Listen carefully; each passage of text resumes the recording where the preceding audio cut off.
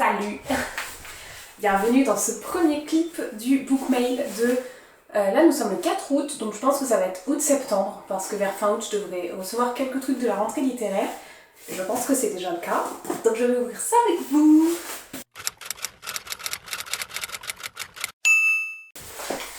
Allure, vais-je arriver à aller jusqu'au bout? Mais oui, mais oui, mais oui. Si je me plante pas, c'est du graphique. Bah, il y en a un, je l'avais pas demandé. J'en avais demandé un sur les 2 sorties graphiques de cette rentrée chez Rivage. Et j'ai reçu les 2. Donc, ma foi, tant mieux. C'est que j'ose pas trop en demander parce que, bah, voilà. Je fais un peu attention. Mais, trop bien. Donc, je pose ça. J'ai reçu, donc, le premier, je vous montre, c'est celui que j'avais demandé. Il s'agit de Shiki, 4 saisons au Japon, de Rosalie Strawser. La belle découverte, jeune talent, l'étiquette s'en va. Mon Dieu, merci, l'étiquette s'en va. Il est chouette, hein? Il est donc au prix de 24 € et il fait 317 pages. Et c'est ça, il sort en septembre 2023. Oh là là. Donc si j'avais... C'est très beau, punaise, c'est très beau. J'avais demandé celui-ci parce que je crois que ça va raconter un petit peu la culture japonaise. Voilà, donc moi j'y connais pas grand-chose. Donc je suis très curieuse, mais je sais que ma petite sœur est fan, elle parle presque... Elle parle quoi? Coréen, japonais, je crois. Et oh punaise, il y a des plages... Oh. Alors c'est une BD, comme vous avez vu, un roman graphique, mais par endroits, on a la suite de l'histoire avec écrit sous forme d'un roman, enfin écrit comme ça, et on a des images en couleur pour accompagner la partie qui est écrite... Oh, j'en perds mes mots, c'est sublime comme objet. Oh là là. Hop, je vous en parlerai plus en détail évidemment, comme d'habitude dans une vidéo quand je l'aurai lu. Le second du coup que je n'avais pas demandé mais que j'ai reçu avec, il s'agit de Roby de Olivier Bruno et Émilie Glisson, je ne sais pas. Et c'est chez Rivage dans la collection Virage Graphique, je ne sais pas si je vous l'ai dit mais l'autre c'est la même chose. Ici on est à 22 € pour 112 pages. Ça je l'avais pas demandé parce que ça me fait peur. Vous voyez, c'est des dessins qui moi, ça me fait penser aux vieux Disney que je regardais quand j'étais petite, mais qui étaient un peu farfelus quand même. Donc je l'avais pas demandé pour cette raison-là. Pour autant, je vais quand même le découvrir, et si j'arrive pas à le finir, je le ferai lire à mon chéri et je vous ferai la chronique quand même. Et là, on est donc au cœur d'une nuit d'orage, dans un cimetière lugubre. Vous voyez, c'est déjà glauque. La jeune Roby émerge du fond d'une tombe frappée par la foudre. Comment a-t-il atterri là? Seule certitude, lorsqu'il découvre avec horreur son reflet, il est devenu un zombie. Voilà. Je vais voir ce que ça donne. Bref, je suis quand même super contente d'avoir reçu les 2. Ils me donnent très envie et Rivage, ils font des espèces de graphiques, genre leur collection graphique est sublime. Donc voilà pour les 2 du jour. Merci encore à la maison d'édition de me faire confiance et de travailler avec moi. Et moi, je vous retrouve pour le clip suivant, pour de nouvelles découvertes. Bon, recoucou, est-ce que je vous intègre aussi ce que je viens d'acheter et qu'on m'a prêté dans ce bookmail? Oui, comme ça, vous allez avoir un bookmail avec une multitude de livres à voir.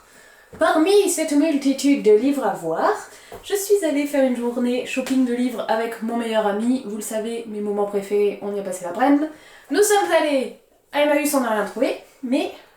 à Easy Cash, j'ai trouvé mon petit livre. J'ai trouvé Au Royaume les 7 cités, le tome 1, Le joyau des Valoris de Pierre Pével dans les éditions Bragelonne. Si vous avez suivi un peu, Pierre Pével, moi j'adore, et... Mince, j'ai rangé mes Pierre Pével en bas, bah oui je suis bête, dans le côté fantasy de la bibliothèque d'en bas, et j'ai le tome 1 et 2 de Au Royaume normal. J'ai lu que le 1, il faudrait que je lise la suite. Et il y a aussi un autre cycle de Au Royaume, si je peux dire. Et c'est Au Royaume les 7 cités. Et j'avais pris le tome 2 parce que je l'avais trouvé à 2 € je crois à Emmaüs. Et du coup, bah, comme j'avais que le 2 et pas le 1.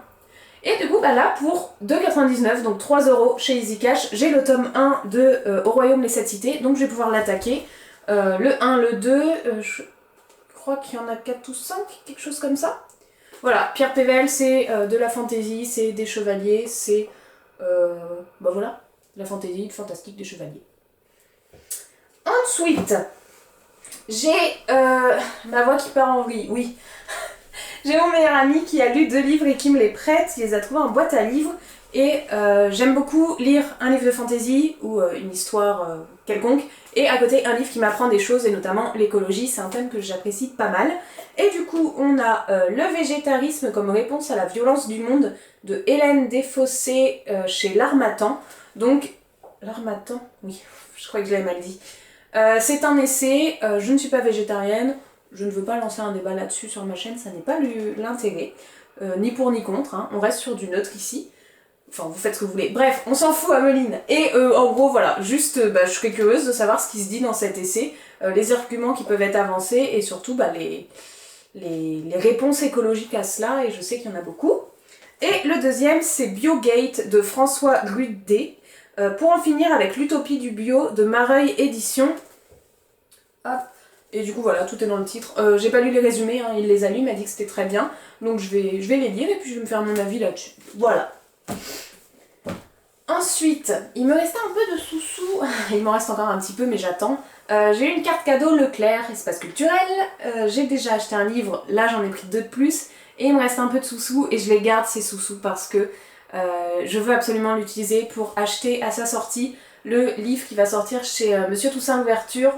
Je fais une petite place, je vous mets là. Il s'agit d'un des livres de Michael McDowell qui a écrit la saga, je sais pas si vous la voyez, ouais, Blackwater qui est juste là, et que c'était une saga coup de cœur, j'en ai fait une vidéo dédiée, c'est vraiment ma saga de tous les temps, et Michael McDowell, je sais pas, son écriture c'est vraiment mon dada, et quand j'ai vu qu'ils allaient du coup faire éditer un livre de lui, donc en un seul tome, un gros bloc qui sera dans les mêmes...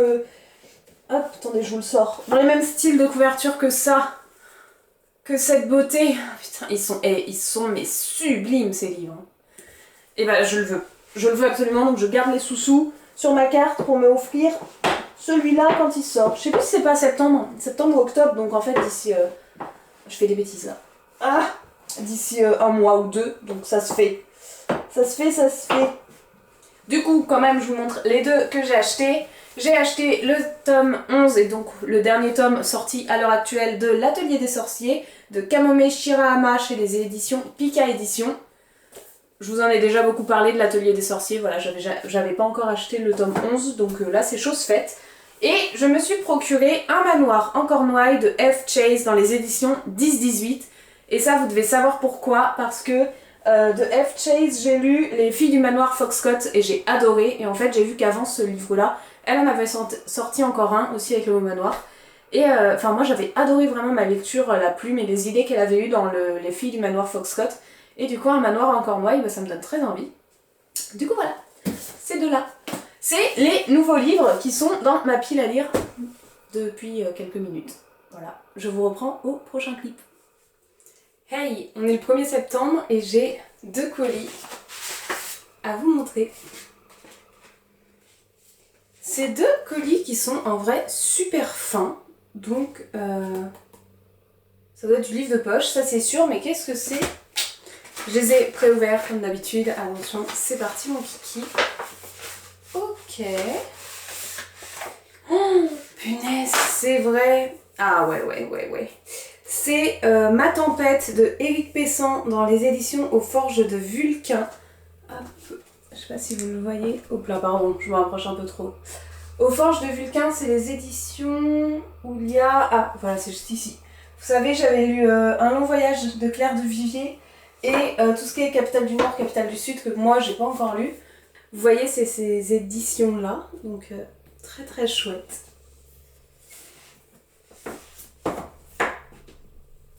Il est ultra petit, ça va prendre pas longtemps du coup à le lire. Il fait combien? 120 pages? Trop bien. Il est sorti en août 2023. Et alors, on est sur David, qui est un metteur en scène de théâtre, qui apprend que sa future mise en scène, qui s'appelle du coup La Tempête, qui est de base de Shakespeare, va pas se faire. Donc ce revers est écrit, le dernier d'une longue série, le plonge dans une profonde crise existentielle. Oh, j'ai zézoté. Seul espoir à l'horizon, il doit garder sa fille car la crèche est en grève. Donc David a pour projet en fait de jouer la scène de théâtre qu'il voulait jouer au théâtre de base à sa fille pour l'occuper parce qu'il doit la garder étant donné que la crèche est en grève. À quoi servent les artistes? À quoi sert l'art? À quoi servent ceux qui ne font pas des métiers sérieux? Et en gros, ça va parler un petit peu de tout ça. Que laisse-t-il à leurs enfants, à nous autres au monde, sinon le plus précieux des cadeaux, l'étoffe des rêves? Je pense que ça va être un roman qui va être relativement poétique. Je suis curieuse de vous en parler un peu plus après. Parce que j'ose imaginer que si ça parle de théâtre et d'un papa qui va essayer de faire, de partager du coup son métier à sa petite fille, je pense qu'on va être sur un truc qui sera relativement poétique et qui va être bourré de sens. J'espère, on verra bien à quoi, si ça fait référence à ce que je dis ou pas. Mais je pense que ça va aller vite. En plus, c'est écrit assez gros. Vous voyez?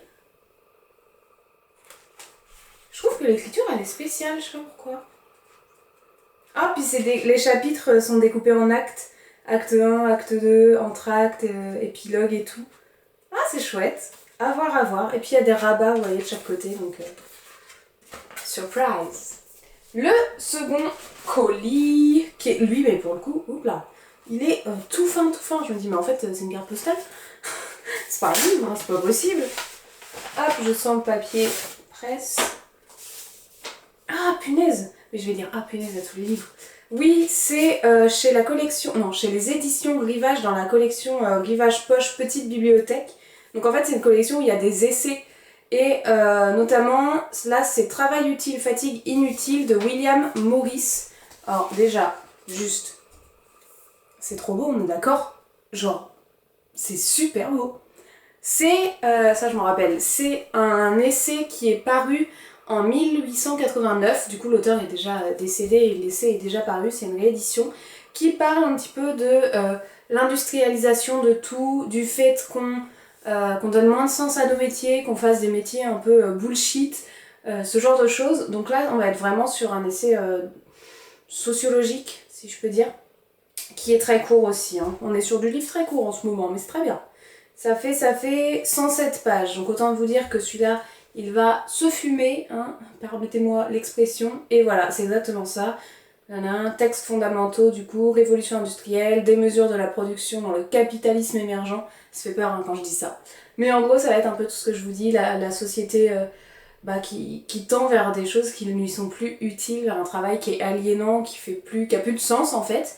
Et je suis très curieuse de ce qu'il peut en dire, et franchement, je bug devant la couverture quoi. Les gars, cette couverture, enfin, regardez ces petits détails, c'est trop joli, c'est trop mimi. Donc voilà, les deux réceptions today, deux relativement fins, mais pas du tout inintéressants. Je vais m'attaquer à celui-là rapidos. Et bah écoutez, je sais pas si je vais pas prendre celui-là en parallèle aussi, parce que là actuellement je viens de terminer mon dernier livre, donc un petit qui m'apprend des choses et une petite fiction. Ça peut être pour mal.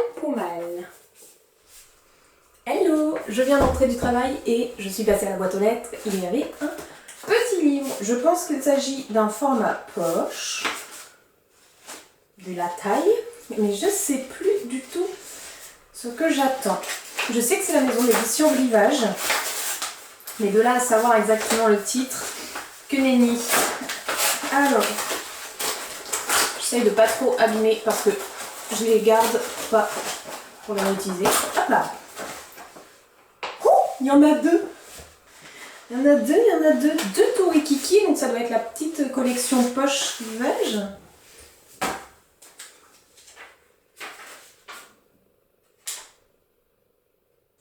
J'en avais demandé qu'un sur les deux, c'est pour ça que ça m'étonnait. Alors, j'ai deux livres. Je vous montre celui que j'avais demandé. Oh putain, il est beau. C'est Plasma de Céline Minard, Rivage Poche du coup, et il a gagné le Grand Prix de l'Imaginaire de 2022. Il est super beau. Et du coup... Ah, c'est qu'ils ont mis les deux de la même autrice. Et donc là, on a Bastard Battle, toujours édition Rivage, collection Rivage Poche, de la même autrice. Donc ils ont mis les deux ensemble. Il me semble que j'avais demandé uniquement celui-ci, mais bon, si les deux vont de pair, ma foi. Je pense pas que ce soit une suite. Ok, je suis incapable de vous en parler maintenant. Voilà, donc je vous le montre. Cherchez le résumé sur internet si besoin. Moi, je peux pas vous en parler. Et l'autre, donc Bastard Battle. Quoi? Bon, là non plus, je suis incapable de vous dire les résumés. Bon, en gros, je suis pas capable de vous dire les résumés pour l'instant. Là, on est sur de l'imaginaire, science-fiction, quelque chose à la fin, enfin une fois que la Terre, pas explosée, mais comment ils ont dit? Après son extinction de la Terre. Donc là, on est sur ça, et là, on est plus sur un récit, une épopée d'après-guerre, après la guerre de 100 ans, on est en 1437. On va suivre des soldats, si j'ai bien compris, une femme qui ont été témoins et qui ont été... qui ont participé à cette guerre. Je n'en sais pas plus. L'un ou l'autre me semble très intriguant. En tout cas, ils sont pas très longs, donc je pense qu'ils vont se lire assez rapidement. Celui-là, on est à 150 pages. Et celui-là, on est à peine 100 pages. Donc autant vous dire que je pense, si j'imagine, et pas si j'imagine, si j'ai le temps de les lire et si j'ai envie, voilà ce que je veux dire, envie rapidement de lire cela, c'est des revues que je pense que je peux vous faire rapidement. Voilà. C'était les 2 livres du jour. Suite et fin de ce bookmail / book haul parce que je reviens du bibliophore, donc je voulais vous montrer ce que j'ai pris. On va commencer par le dernier colis et après je vous montre ce que j'ai pris au bibliophore. Je l'ai entrouvert. On est sur la maison d'édition Rivage. C'est un grand format. Ah, il a l'envers.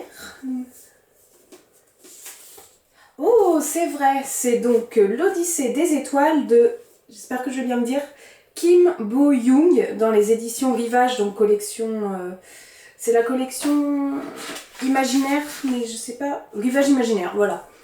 Hop. Du coup, il s'agit d'un imaginaire.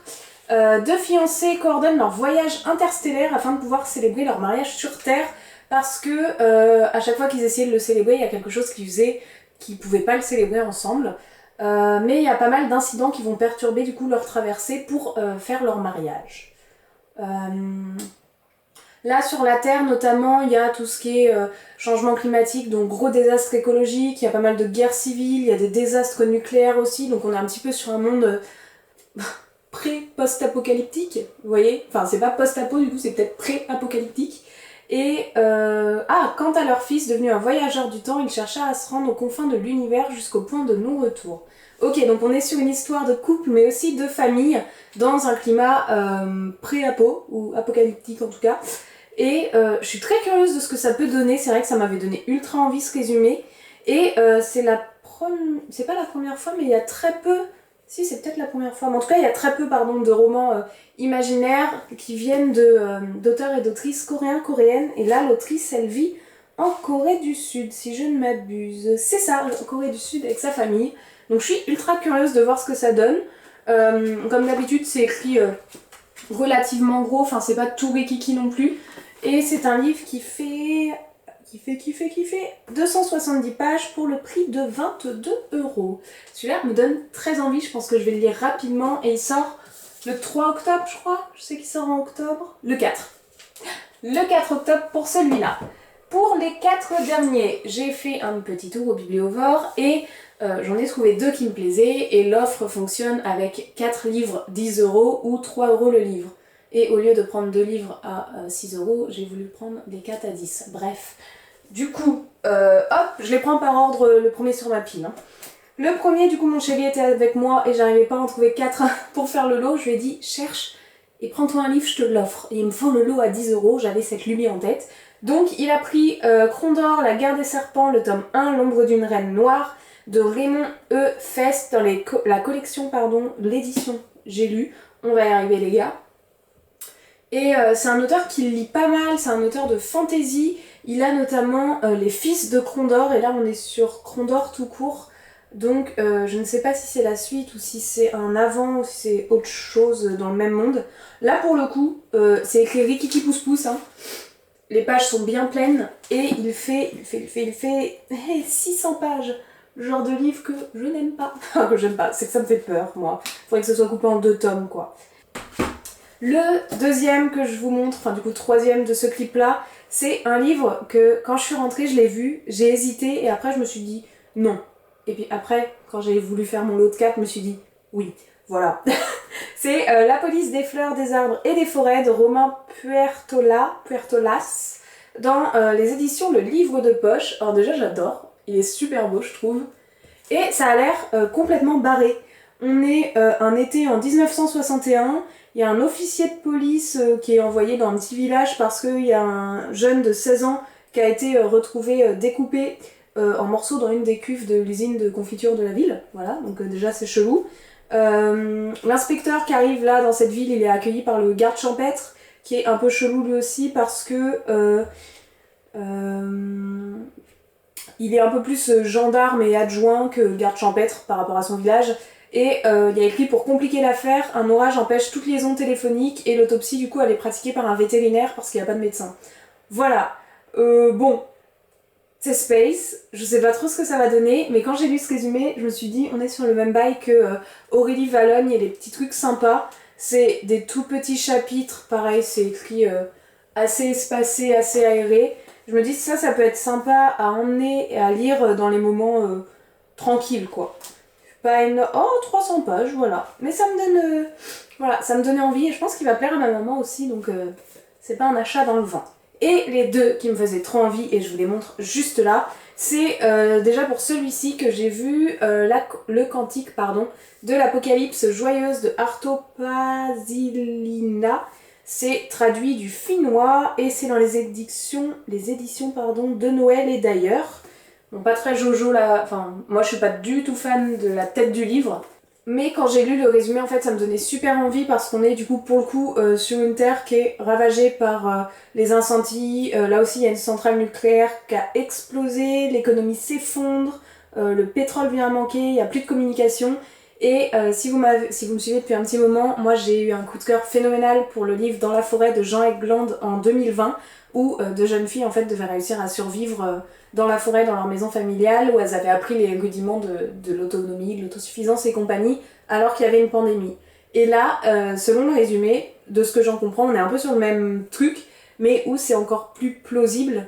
L'autre était quand même très plausible, hein. Dans le sens où voilà, c'est pas déconnant qu'un jour l'économie puisse s'effondrer, qu'il y a le réchauffement climatique partout, bref, tout un tas de sujets qui en effet peuvent tomber. Et donc là on est dans une petite ville, je crois, quelque chose comme ça, une communauté de Finlandais qui va du coup s'organiser pour réussir à vivre malgré tout ça entre eux, donc tout ce qui est autonomie. Je sais pas si on va jusqu'à dire survivalisme. Je suis pas certaine, attention j'emploie des termes où je ne suis pas sûre, donc je mets des grosses guillemets, mais en gros, loin des dictats de la société de consommation, ils vont un petit peu tout faire ensemble pour réussir à vivre autrement dans cette société qui s'effondre, et ça me donnait grave envie. 300 pages, prix 20 euros. Je sais pas quand il est sorti, il est dans un état pas terrible, mais bon, ça m'a coûté quoi, 2,33 € je crois le livre, un truc comme ça. Faudrait que je... 2008, ouais, et écrit en 92. Putain. Mais voilà, c'est celui-ci qui me donnait de ouf envie, donc c'est pour ça que j'ai pris le lot. Et, rigolez pas, je me balade et tout à l'affût de trouver un 4e livre, peu importe lequel, c'est pas grave. Et là, j'ouvre les yeux et je tombe sur une pile de livres qu'il était en train de ranger. Et il y avait celui-là.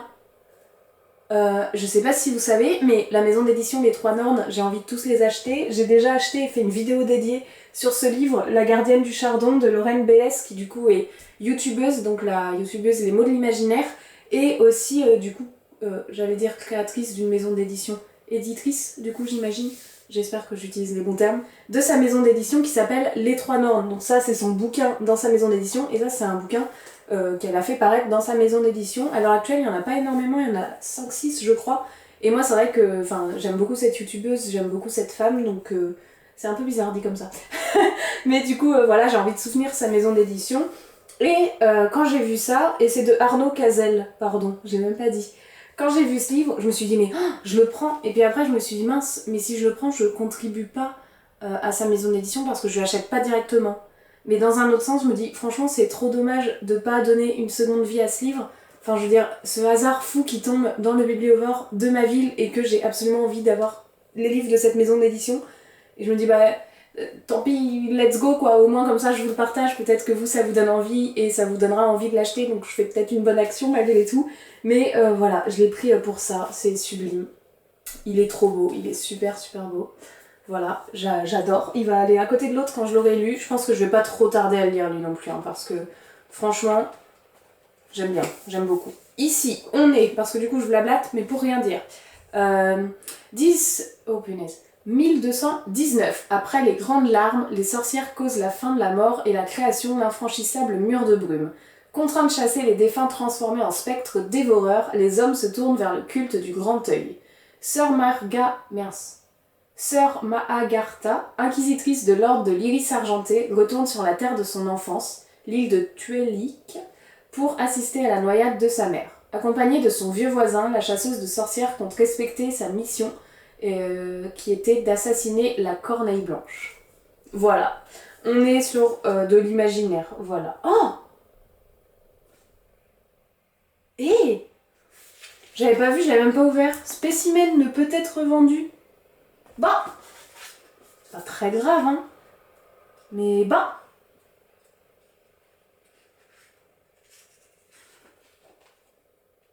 Mais ça veut dire que c'était un service presse et que tout est ok, non? Ou pas? Bon, je sais pas. Il est sorti en avril 2022, si jamais. Voilà.